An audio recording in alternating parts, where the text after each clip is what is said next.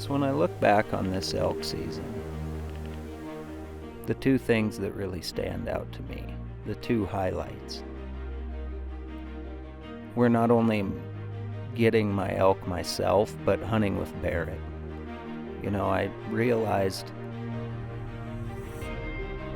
that this year Barrett's time was really limited, more so than it ever had been before.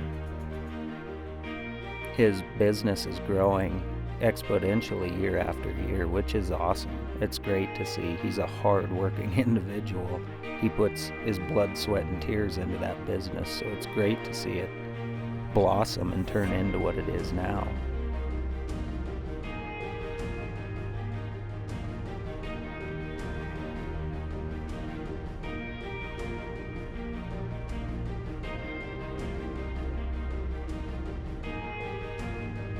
On top of that, Barrett and Kristen had their very first child this year, a beautiful little baby girl named Taylor Marie. So, you know, as a first parent, as a parent in general, you know, a child of that size can be very time consuming. So this year Barrett's time was really limited between his work and between having his first child. It's been a little different. I've had to hunt a lot by myself this year, and I guess I had never had a season like that. So I really cherish the time this year that Barrett and I had to spend in the elk woods more than ever.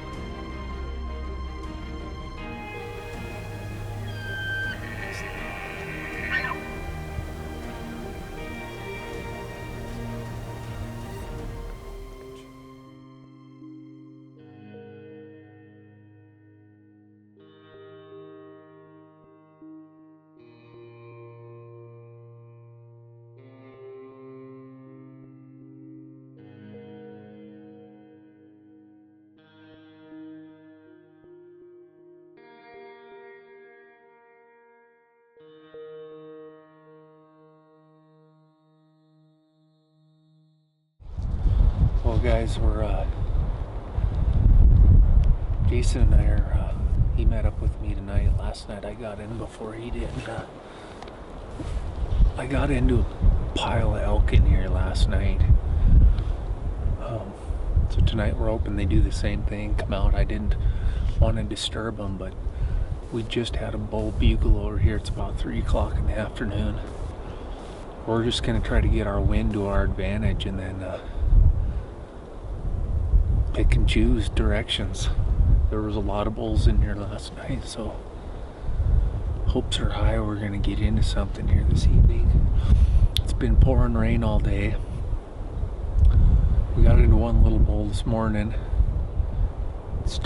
Clouds are starting to lift, open up a little bit. Wind's blowing, so I have a feeling this is gonna be a pretty epic evening, so wish us luck.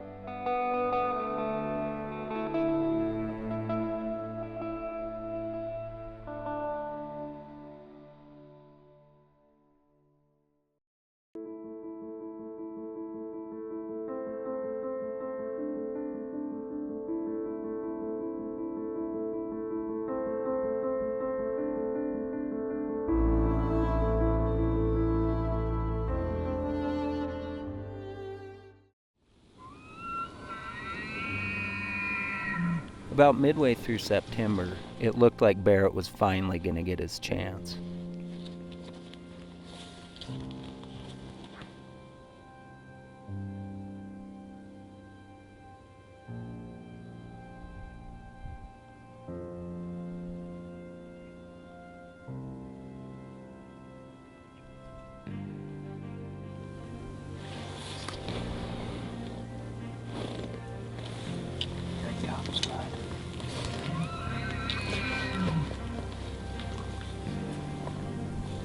Then, out of nowhere, like things so often happen, an airplane decided to buzz us, pushing the bull out to the right, and sending him past us on a trot just outside of 70 yards and just offering no shot at all. Ew!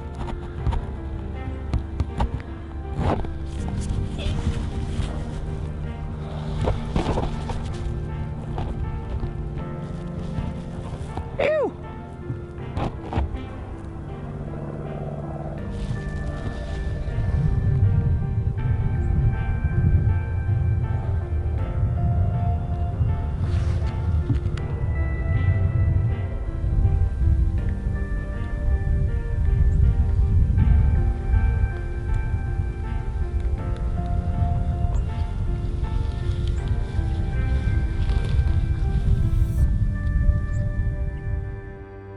Well, guys, that was a fun morning. It started a little strange. When we first got going, we got into a bull rake in a tree, and I mean, we were right on top of him, and the coyotes started yelping, and all of a sudden he just went dead quiet, and we couldn't have been more than 50 yards from him. And then it just went silent, so I don't know what, we didn't even know what to do. We heard one distant bugle, and we said, well, got nothing to lose. Go try to close the gap, see if he keeps talking. I was trying to get to a rise, because he had run down in a hole, and I was going to peek over and see if I could get a shot at him. But by the time I got there, he had pushed some cows up, and I ranged him. He was at 86 yards, and beautiful broadside, but 86 is just too far for me to let one sail effectively, or I would say ethically, for myself. So, fun day though. Gorgeous morning, the lighting was perfect. It's been a nice change because the last few days we've had a pretty good rainstorm, so I say we do it. Head back to the wall tent and get some snacks, recharge the batteries. But fun.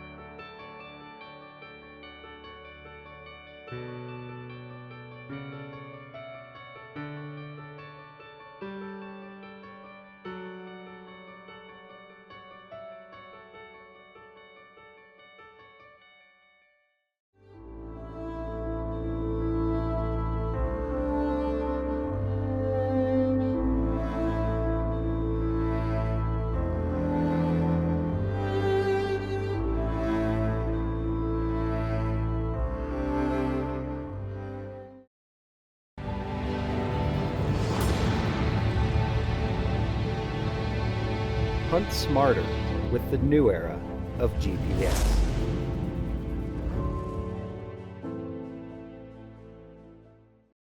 Jason and I had a interesting day today. The weather was not very cooperative. The wind was not good at all. When last night I showed up by myself, it was epic. It was the calm before the storm type of stuff. Got the wood stove going. I'm gonna cook some antelope backstrap in beer.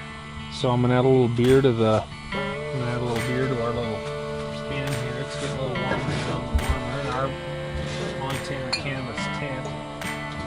Meat medallions. The old backstrap cooked in beer with some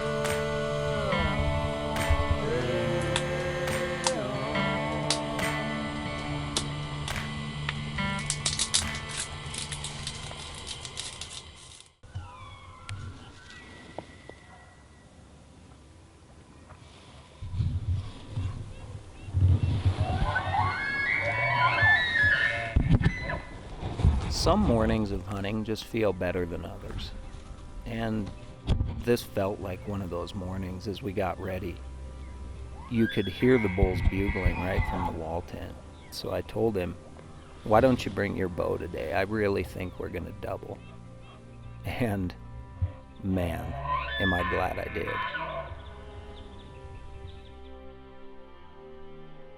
Things just felt different. You know, as we moved into the elk, you could just tell that we were going to make it happen. The wind was right. The elk were moving right. Everything was really falling into position. We were getting inside of, that magic circle where there was almost elk all around you and you could do no wrong. You could move as much as you wanted, and it's almost like your scent doesn't matter at that point. It's an amazing place to be, and we were right in the middle of it.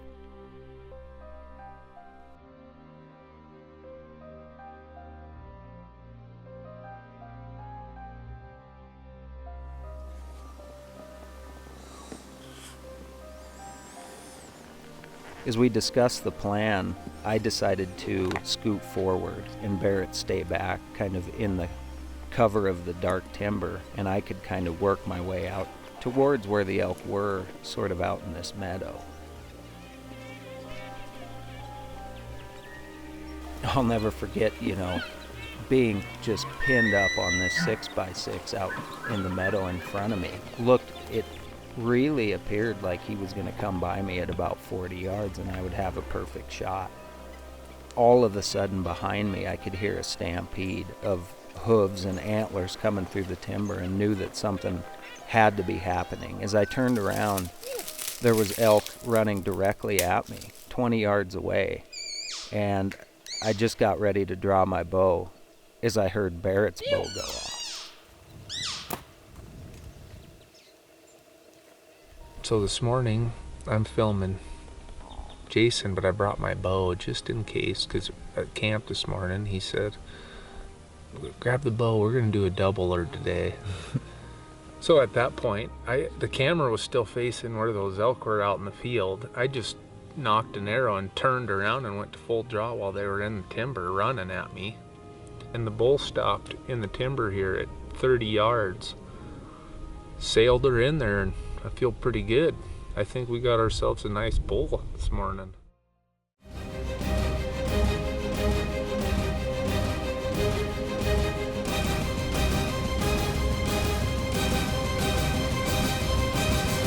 Hunt smarter with the new era of GPS.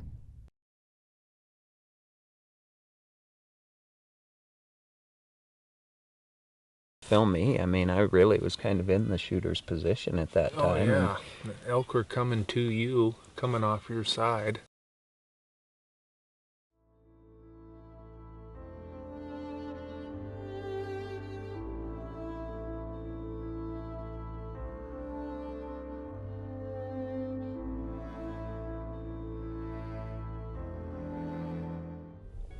Just been one of those epic mornings in the elk woods with one of your best buddies. I mean, these are the times you dream of all year long, and we're sitting in it right now, camped on a bull that we think is dead right over there. The camera's sitting on a trail that was just stampeded with elk. Yeah. Pretty awesome. I mean, We went from kind of going back to camp and talking about a cup of coffee to right in the middle of it. yeah, Like, I don't know what. 20 minutes later, it was just chaos. Yeah. And it's one of them things too that, like, we worked into position and it's too crunchy to stalk anywhere within a shooting distance. Yeah, And you're just that dumb luck, you're in the right place at the right time, and the elk just happened to run right to us. yeah, There was nothing that we were about being sneaky, just being persistent and getting in there and hoping for the best, and it did. yeah. Now we just got to go recover this guy, and I feel pretty confident in the shot. Give it a little time, and That was cool. I feel like going back to camp, getting a cup of coffee, and then coming and looking, but at the same time, he might be laying right over here. I say we do like an initial sweep of this immediate area Mm-hmm. in like 15 minutes or something, and then if we don't find him where we think he should be, then go back and get the guys and get some help. Sounds good. Sweet, man.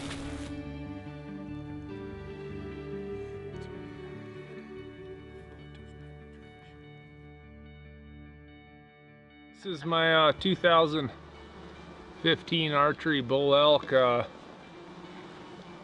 This morning started unbelievable. It's pretty crazy. All of a sudden I look and I see a bunch of cows just pouring in, running right at us, and they're gonna go right between Jason and I. 15 yards, the cows come out and stop and catch our wind. And this bull comes running in behind, and he stops. He's in the timber about 30 yards. Nida was already at full draw. The camera I had pointed the opposite direction because it came in behind us. And as soon as I saw those fletchings go right into the shadows where this bull was standing, I instantly knew it was a good shot. I can't thank my buddies enough for being here and being a part of this. Clark and Jason, really. I really appreciate it. You'll never know how much I appreciate these days, because they're numbered. You only get so many of these days, and you only get so many of these during the year where the elk are doing this, and there's nothing better. There's no better hunting in the world than chasing elk in the Rocky Mountains.